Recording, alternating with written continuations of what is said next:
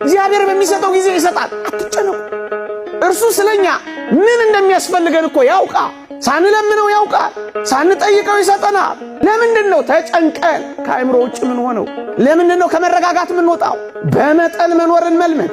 ተጨንቆ በቁመቱ አንድ ክንድ መጨመር የሚችል ማን ነው ይላል። ተጨንቆ ማንም ሰው ምንም ፈቀቅ ማድረግ አይችልም። መጨነቅ ፈቀቅ አያረግም።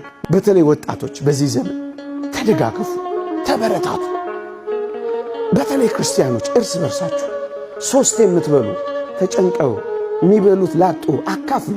ወገኖቼ ወደኛ የሚመጣ የየትኛውም ሀብት የኔና የናንተ ብቻ አይደለም። እደግመዋለሁ፣ የኔና የናንተ ብቻ አይደለም። እንድናከፋፍል ነው ለኔና ለናንተ የተሰጠ።